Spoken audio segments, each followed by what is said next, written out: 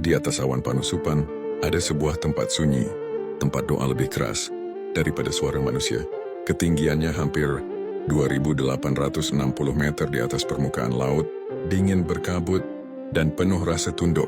Inilah petilasan Syekh Jambu Karang, seorang ulama sufi, penjaga spiritual tanah Purbalingga. Beliau tidak memilih keramaian, tidak mengejar pujian, tapi memilih kesunyian untuk mendekat pada Allah. Hutan lebat, batu karang keras, dan angin pegunungan menjadi saksi ribuan zikir yang tak terdengar. Nama Jambu Karang dipercaya berasal dari tempat bertapanya tanah berbatu, namun subur oleh doa. Syekh Jambu Karang adalah bagian dari penyebar Islam awal di wilayah Purbalingga. Dengan jalan spiritual, beliau berdakwah bukan dengan suara keras, tapi dengan akhlak, tirakat, dan keteladanan hidup. Di tempat setinggi ini, manusia belajar satu hal: semakin tinggi berada, semakin kecil kita di hadapan Tuhan. Petilasan ini bukan makam megah, hanya tempat sunyi yang memancarkan ketenangan. Banyak peziarah datang, bukan untuk meminta dunia, tapi memohon ketenangan hati dan kelurusan niat. Masyarakat percaya, siapa yang datang dengan hati bersih, pulangnya membawa rasa ringan dalam hidup. Batu-batu di sekitar petilasan ini seolah menyimpan jejak sujud panjang seorang hamba Allah. Di tengah kabut tebal panusupan, doa-doa Syekh Jambu Karang dipercaya masih mengalir bersama angin. Beliau mengajarkan, iman yang kuat tidak lahir dari kemewahan, tapi dari kesabaran. Petilasan ini menjadi pengingat bahwa Islam di Jawa tumbuh dari ketulusan para wali. Sunyi di sini bukan kosong, tapi penuh makna, penuh zikir, dan penuh pengharapan. Panusupan bukan sekadar tempat, tapi perjalanan batin menuju ketenangan sejati. Di ketinggian ini, Syekh Jambu Karang mengajarkan kita arti merendahkan diri.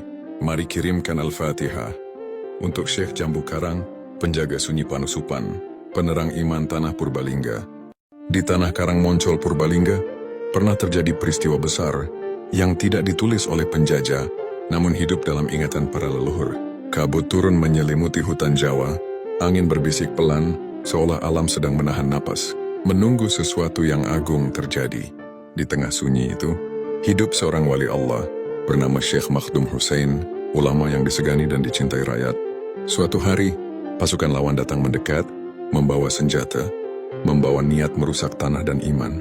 Langkah mereka berat, wajah penuh kesombongan, mengira kekuatan ada pada jumlah dan besi yang mereka bawa. Namun Syekh Makhdum Hussein tidak mengangkat pedang, tidak menyusun pasukan. Beliau justru duduk dengan tenang.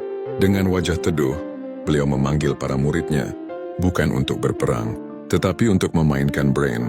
Alunan brain pun terdengar, ritmenya sederhana, namun syarat doa menggetarkan udara dan jiwa.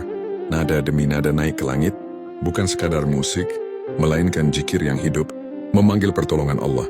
Tiba-tiba, angin berubah arah, pepohonan bergoyang keras, dan terdengar dengung dari kejauhan. Dari hutan, dari celah pepohonan, muncul sesuatu yang tak terhitung jumlahnya. Ribuan lebah berterbangan, langit dipenuhi dengung, lebah-lebah itu bergerak teratur, seolah menerima perintah, bukan dari manusia tapi dari ilahi.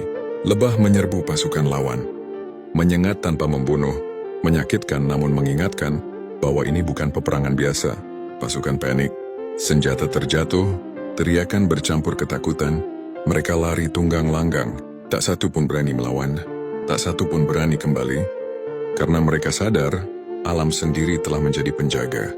Ketika Brian berhenti dimainkan, lebah perlahan pergi, kembali ke hutan, seolah tak pernah terjadi apa-apa. Tanah kembali sunyi, angin kembali lembut, dan Syekh Makhdum Hussein hanya menunduk bersyukur. Sejak peristiwa itu, musik Brian tidak lagi sekadar kesenian, ia menjadi simbol karomah, doa dan perlindungan Allah. Brian diwariskan turun-temurun, sebagai pengingat bahwa kekuatan sejati lahir dari iman dan ketulusan. Ini bukan dongeng, bukan mitos kosong. Inilah sejarah Karang Moncol Purbalingga, karomah Syekh Makhdum Hussein.